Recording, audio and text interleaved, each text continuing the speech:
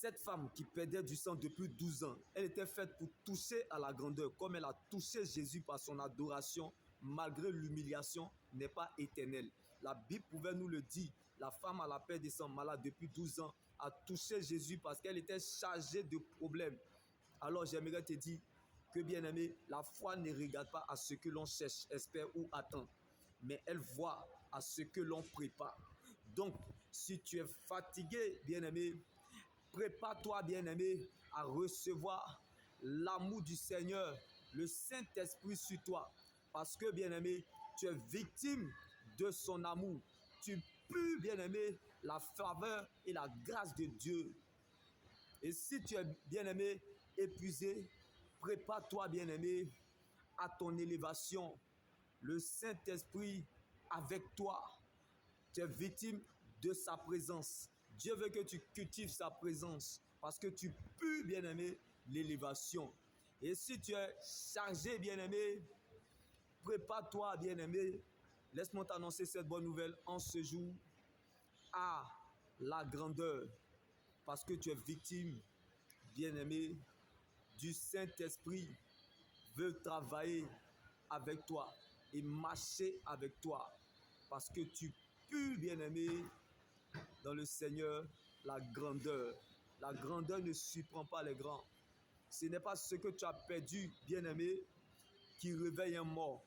Ce n'est pas ce que tu n'as pas encore eu ou ce que tu cherches, espères ou attends, qui réveille un cadavre. Mais c'est ce que tu touches. Je ne sais pas ce que tu touches, mais la foi, bien-aimé, elle ne touche pas à tout. Elle touche à ce qu'elle croit.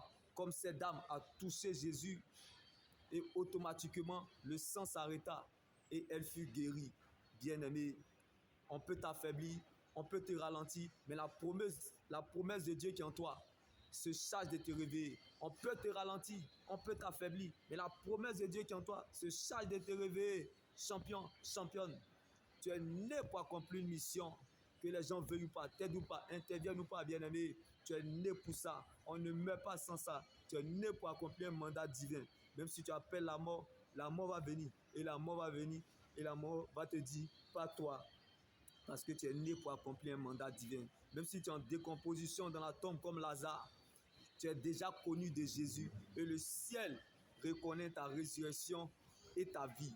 Alors sache que ce que Dieu te réserve est plus grand que ce que tu regardes ou vois aujourd'hui. Jésus n'a pas laissé couler cette femme qui perdait du sang. Il en est ainsi dans ta vie. Dieu ne te laissera pas couler dans cette situation comme Jérémie dans le trou.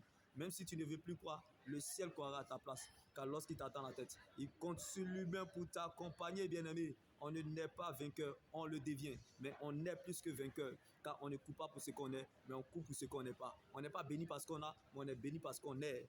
Alors laisse-moi t'annoncer ces bonnes nouvelles. Ne forcez jamais, bien-aimé, les choses dans la vie, de peur que vous soyez écartés du plan ou décret divin. Car les hommes tracent, mais c'est Dieu qui écrit l'histoire.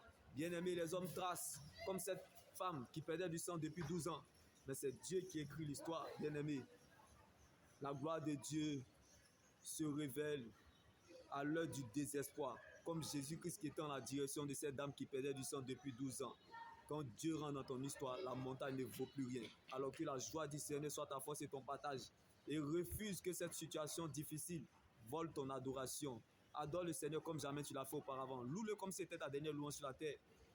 Car un mort ne loue pas Dieu. L'Éternel te veut vivant. Que tout ce qui respire loue l'Éternel, car Dieu siège dans la louange. Si tu portes un problème, c'est parce que tu es un vivant. Car ce sont les vivants qui portent des charges. Shalom.